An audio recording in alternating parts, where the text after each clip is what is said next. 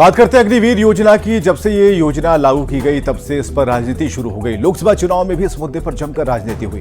विपक्ष लगातार इस योजना को रद्द करने की मांग कर रहा है और इस बीच खबर ये आ रही है कि अग्निपथ योजना में बदलाव को लेकर केंद्र सरकार विचार कर रही है और सूत्रों ने बताया है कि हो सकता है कि सरकार इसे लेकर कोई बड़ा फैसला ले सकती है।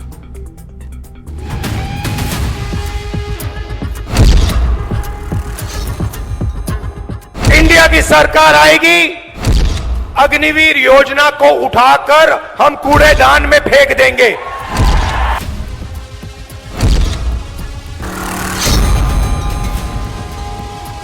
और मैं समझता हूं कि इलेक्शन का प्रभाव भी पड़ा है अग्निवीर की, खासतौर में उत्तर प्रदेश और बाकी जगह में।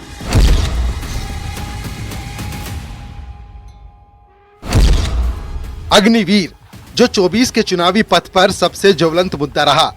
अग्निवीर जिसे विपक्ष के बड़े बड़े नेताओं ने चुनावी मंच पर उठाया। अब उस अग्निवीर योजना में बदलाव की सुगबुगाहट शुरू हो चुकी है, क्योंकि इस मुद्दे का असर सियासी घमासान से लेकर चुनावी परिणाम तक में देखने को मिला। इस बार हमारी पूरी कोशिश होगी, ऑपोजिशन में बैठे हैं मगर अग्निवीर को ऑपोजिशन में रद्द करने की कोशिश करेंगे। अग्निपथ स्कीम को लागू हुए 1.5 साल का वक्त हो चुका है और इन 1.5 साल में इस स्कीम को रिव्यू किया जा रहा है। अब सूत्रों से खबर है कि डिपार्टमेंट ऑफ मिलिट्री अफेयर्स ने तीनों सेना से इस पर रिपोर्ट मांगी है, यानी अग्निवीर योजना में कुछ बदलाव हो सकते हैं। अग्निवीर जवानों का कार्यकाल बढ़ सकता है। अभी अग्निवीर जवानों का कार्यकाल 4 साल है। 25% रिटेंशन की स्कीम में बदलाव हो सकता है। सेना इस बात पर चर्चा कर रही है कि अग्निवीरों के लिए ट्रेनिंग पीरियड को आम सैनिकों के लिए निर्धारित ट्रेनिंग की तरह ही किया जाए, जबकि उनके सर्विस टाइम को बढ़ाकर 4 के बजाय 7 वर्ष किया जाए, जिससे उन्हें ग्रेचुइटी और पूर्व सैनिक होने का दर्जा दिया जा सके। यानी जो मुद्दा चुनाव के वक्त उठा, अब उस पर मंथन शुरू हो चुका है।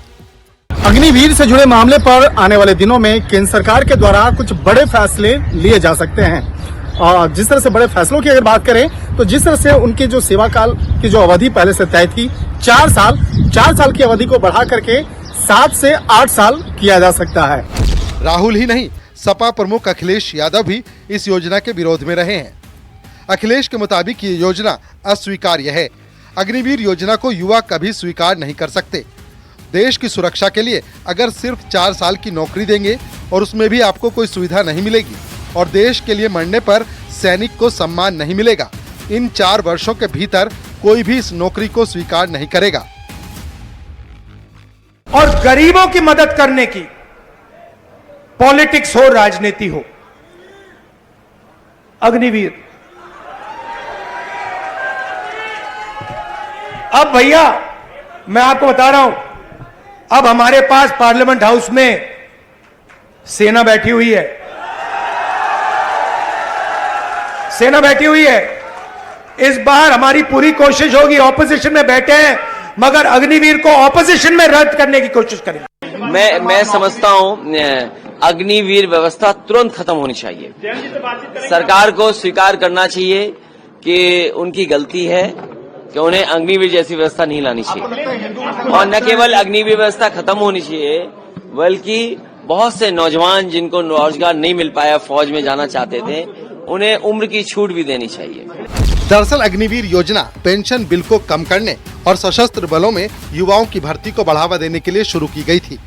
हालांकि नए भर्ती किए गए सैनिकों के बीच ट्रेनिंग और विशेषज्ञता की कमी को लेकर चिंताएं जताई गई। ये योजना 17.5 साल से 21 साल की आयु वर्ग के युवाओं के लिए है, जिसमें 4 साल की अवधि के लिए भर्ती करने का प्रावधान है। वहीं 25% अग्निवीर को 15 साल तक बनाए रखने का प्रावधान है। योजना के मुताबिक 75% अग्निवीर जो 4 साल में रिटायर होंगे, उन्हें 12 लाख रुपए एक मुश्त दिया जाएगा। अब खबरें हैं कि सशस्त्र बल सैन्य भर्ती के लिए अग्निपथ योजना में संभावित बदलावों पर चर्चा कर रहे हैं। इसमें बदलावों के लिए मुख्य पहलू 25% रिटेन करना और ट्रेनिंग पीरियड वाले मुद्दे हैं, जिनको लेकर अंदर खाने चर्चा शुरू हो गई है। Bureau report, news 18।